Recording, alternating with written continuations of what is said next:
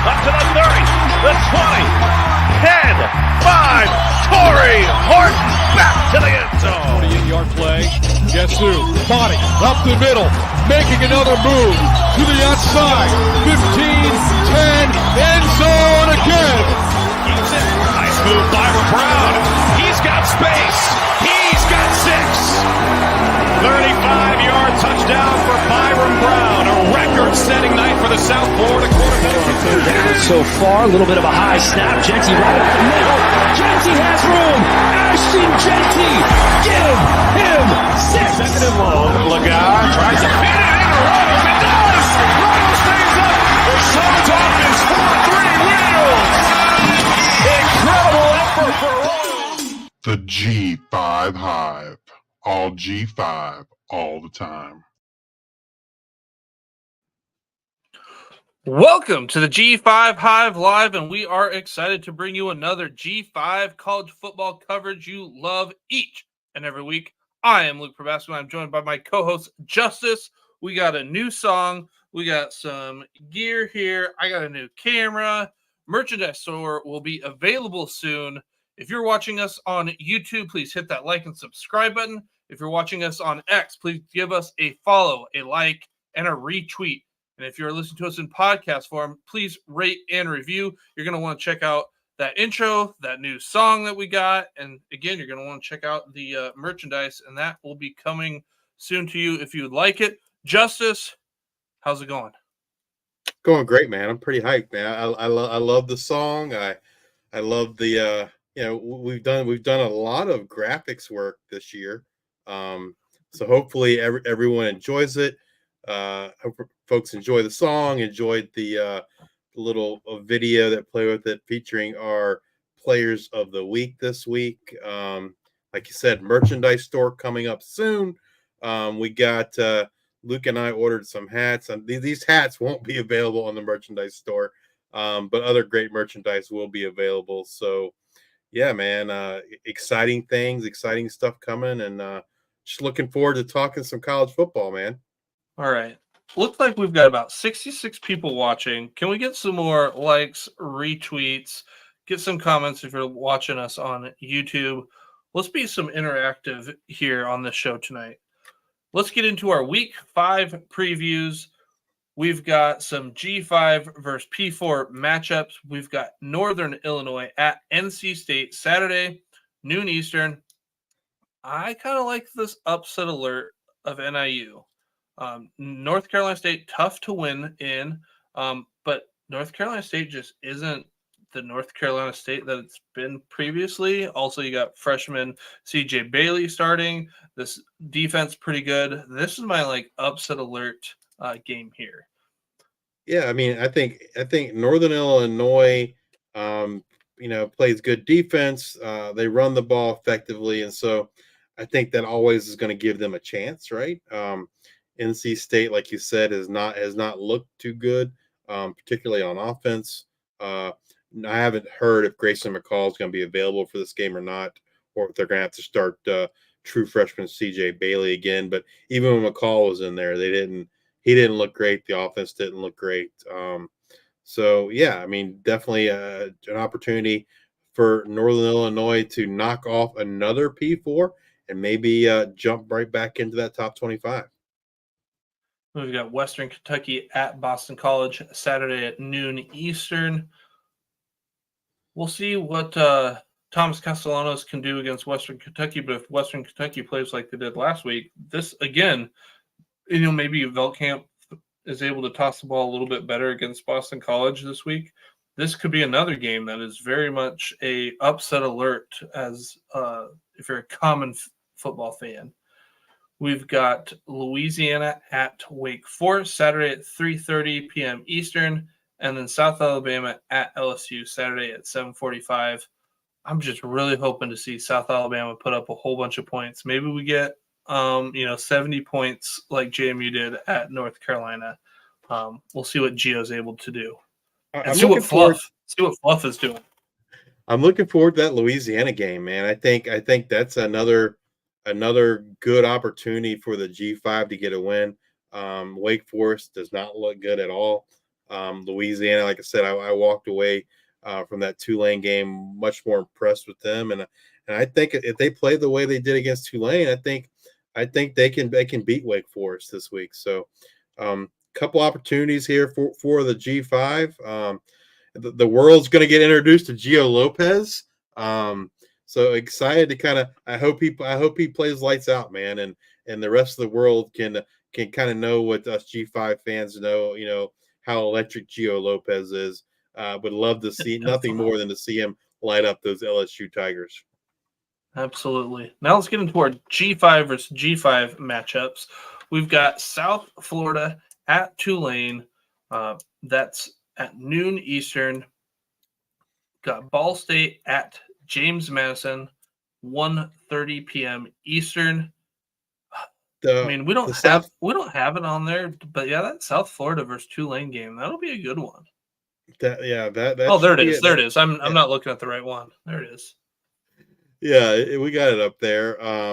That game, yeah, I mean that game is, should tell us about a lot about South Florida, right? I feel like Tulane's looked pretty good. South Florida hasn't, but hopefully, they played some pretty stiff competition.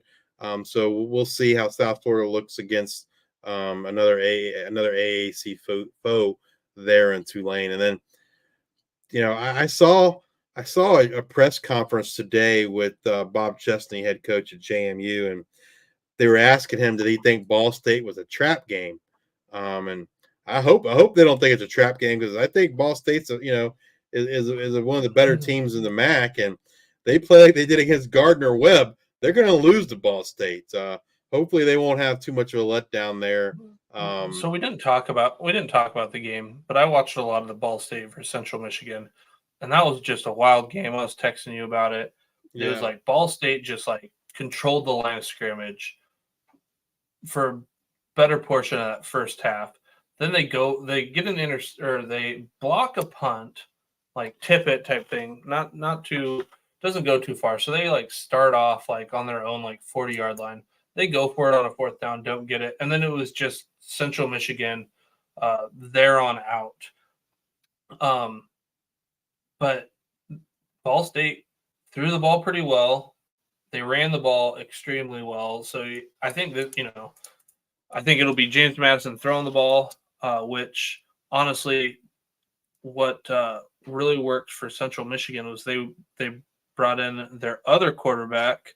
Why am I blanking on his name? Bert Emanuel Jr. Bert Emanuel, and then he just came in and he ran. They just ran the ball a lot. And Central Michigan had another back that had just a couple carries, but he broke like two really big ones. Was it EJ Bailey? Does that sound right? The running back, BJ Harris. Yeah, Harris. Central Michigan, BJ Harris. So, they, maybe Petaway, Ayoadeye's been out. I mean, George Petaway has a big game here, but I think I would try to run the ball on Ball State. And then obviously you got Braden Sloan there. He got a lot of work. And then Tanner Kozoil, obviously, too, got some work. Texas State at Sam Houston, 3 p.m. Eastern. Texas. I am excited to watch this one. Sam Houston gets Texas State at home. Texas State kind of been a little up and down, maybe not as explosive as we thought. Jordan McLeod maybe not clicking on all cylinders like we saw. Sam Houston playing pretty good. I expected big things out of Sam Houston, so this is an exciting game that I will try to pay attention to this week.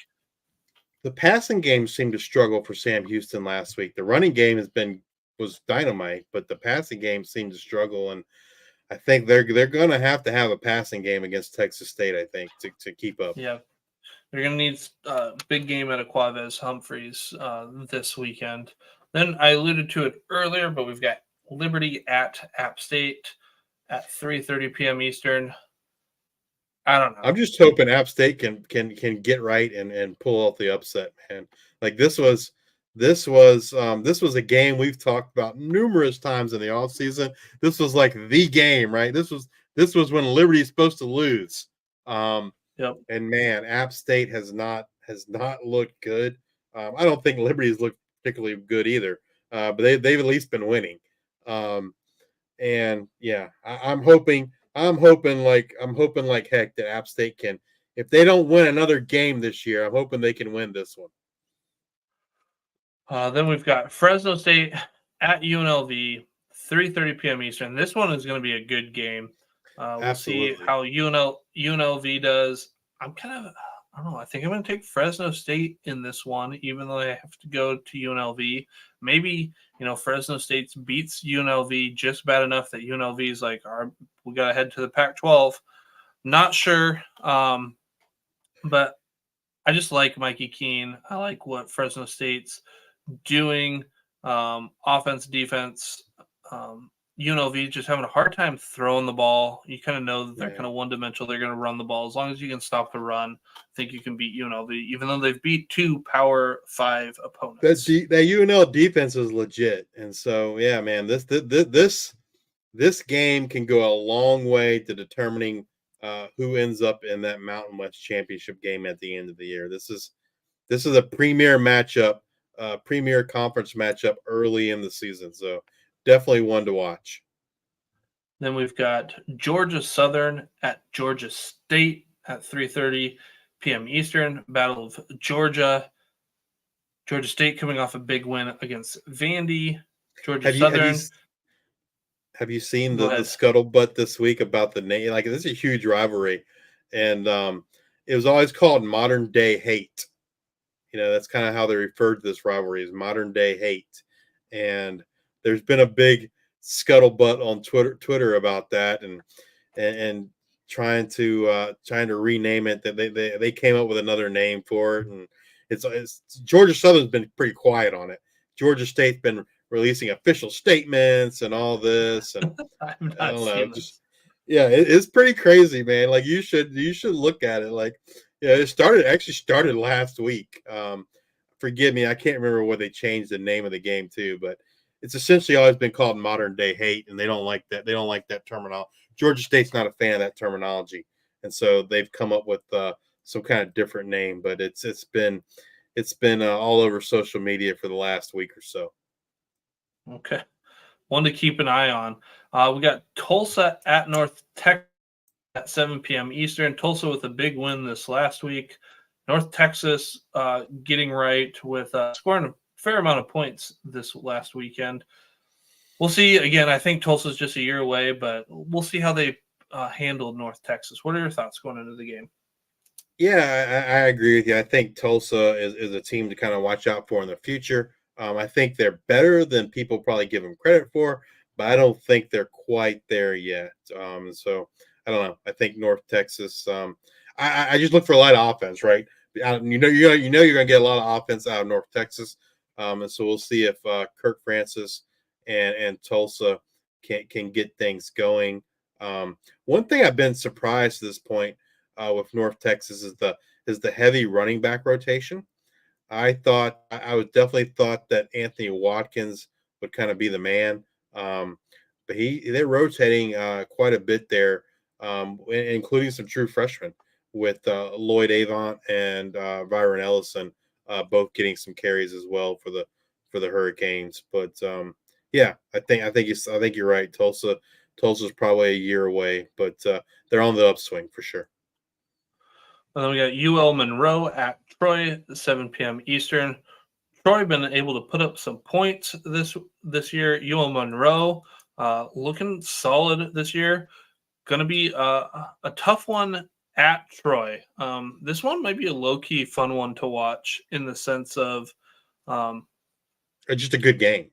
Yeah, like, I don't know. I think there's going to be more points. I don't know what the over-under is, but I feel like there might be more points than you would think in this one. That's my expert opinion. Hashtag analysis. We got another rivalry game, New Mexico at New Mexico State, 8 p.m. Eastern. I'm going to go with New Mexico, and the Fighting Dampiers are going to win this one. What are your thoughts? Yeah, I think New Mexico is going to get that win. New Mexico State, like I said, they played tough against Liberty, have not looked good in any other game. Yeah, I'm with you. I think the Lobos are going to get that big rivalry win.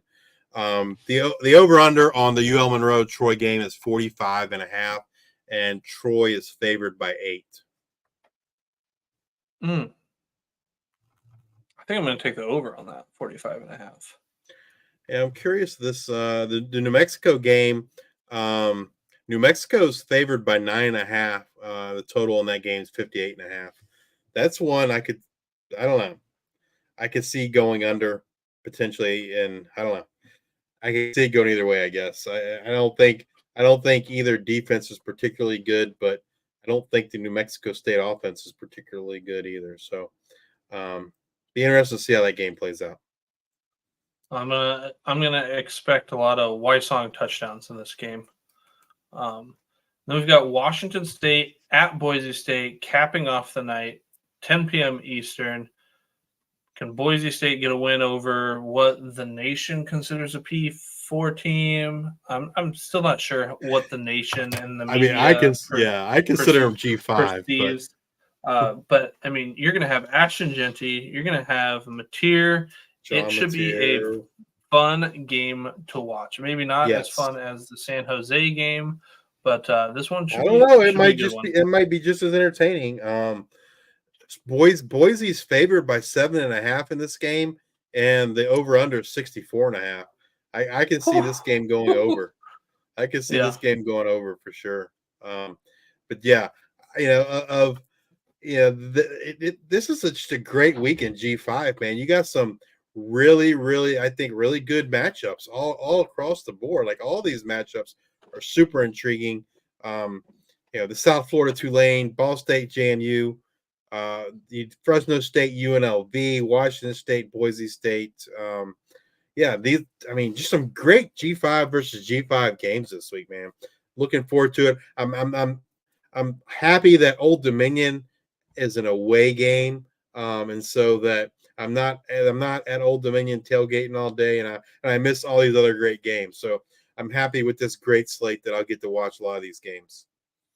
Yeah, so you are gonna get to watch them. I will probably not. I am actually heading to back to college. I played college baseball. My shortstop is being inducted into the Hall of Fame, so I'm going there Friday night for that, and then we'll be doing tailgating and whatnot at our college football game, and I'm sure going out and whatnot. So I will not get to watch as much games. That's about 4.5 hour drive back for me the next day. So I'm going to have to do a lot of stat watching and asking a lot of questions probably to you. But and that's going to wrap it up for our tight ends and our waiver wire. Come back and join us next week as we discuss what happened in week 4 or what happened in week 5, as well as we look forward to week 6 of the 2024 season. And as always, bring you up to date on all the latest news and the happenings in the world of G5 college football. If you're watching us on YouTube, please hit that like and subscribe button. And if you're watching us on X, give us a retweet, a like, a follow. And if you're listening to us on Apple Podcasts or Spotify, please subscribe and leave those 5-star ratings and review. Thank you all for your support. Until the next time, we are the G5 Hive.